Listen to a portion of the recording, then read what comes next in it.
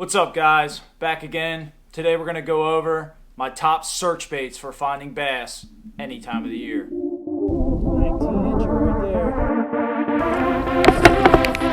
there. If you guys are new to my channel, you like gear talk, tackle reviews, and a little bit of kayak fishing, consider subscribing below.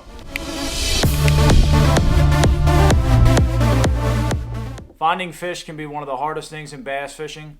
We're going to go over quickly here what baits you can use to cover lots of water, different water columns, and find exactly where them bass are and get to them a lot faster. So one of my favorite baits to throw to find the most fish in windy conditions has got to be a spinnerbait. And why I like this is because you can cover a lot of water quickly. You can use a high gear ratio reel. You can cast this into structure, through grass, just kind of in open water, wind it in. Let the blades do the work. Where this excels the most for me is when there's a little bit of ripple in the water from the wind. I feel like these blades really, just kind of reflect off a lot of light coming in. Mainly overcast days and stuff like that. But any time that there's any kind of ripple in the water whatsoever, I've got a spinnerbait tied on. Now anytime it's just kind of a very calm day out, not much wind, you've got that glass looking water, it's just not moving much, I'm going to pick up a chatterbait. And the reason for this is to give off a little bit of sound, kind of get them fish active, kind of figure out what's going on. I'm going to throw a paddle tail on the back of it, kind of imitate that bait fish kind of thing. This also excels very, very well in grass. You can rip it through. It's not going to get caught up or anything. It's also a proven big bass catcher. Now this next search bait is something that every single angler should have on all day, especially in the beginning of the day when you're really looking for fish, and that's a square bill crankbait.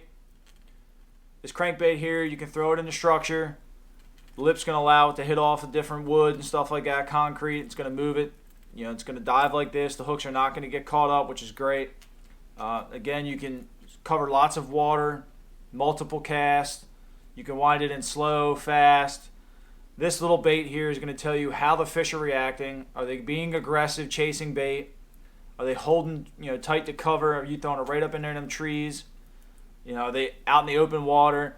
The crankbait is really, really, really going to allow you to cover tons of water, different water columns, different depths, find out where them fish are hiding. A substitute to that is also going to be a lipless crankbait. I'm going to throw this in more open water. There's not a whole lot of protection around structure for these hooks or anything. You're going to get caught up a little bit more. You're going to get caught up in more grass. But this is really going to help you identify if those fish are keying in on shad or any kind of moving bait. These things cast ridiculously far, so that's another reason why a lot of people like them. Definitely something, if you're not having a square bill tied on, you've got to have one of these tied on. If it's early in the morning and I want to work the topwater bite, I'm always going to have a white Whopper Plopper 110 tied on. This Whopper Plopper can cast very far. It's got this little rotational back end here. It's going to put a little ripple and a bubble in the water. It's going to make some noise. Huge fish catcher. It's going to let you know if them fish are keying on the topwater bite or not.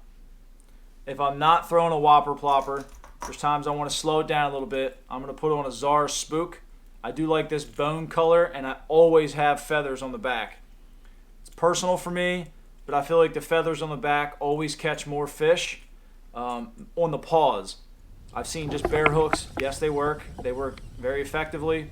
But with the feather, and especially with smallmouth, as soon as you pause and this gets in the water a little bit, and as soon as any little movement whatsoever, they're hitting that back hook almost every time.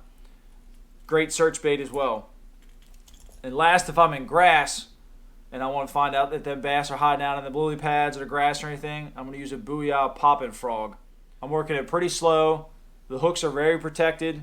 They're not going to get hung up in grass or pads or anything like that. You can get that nice popping sound, give a little bit of bubble in the water. It's got these imitation tails on the back.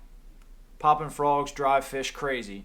Great search bait when you're around a lot of structure and grass. So while finding fish is never the easiest thing to do, at least you have a general idea of how you can use different baits to search different water columns, different times of the day, different weather patterns. And it at least lets you hone in on what the fish are feeding on.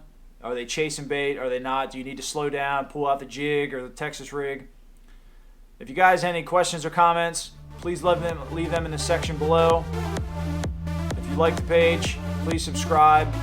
We're going to have videos like this all the time coming out. Again, thanks for watching, and I'll catch you guys in the next video.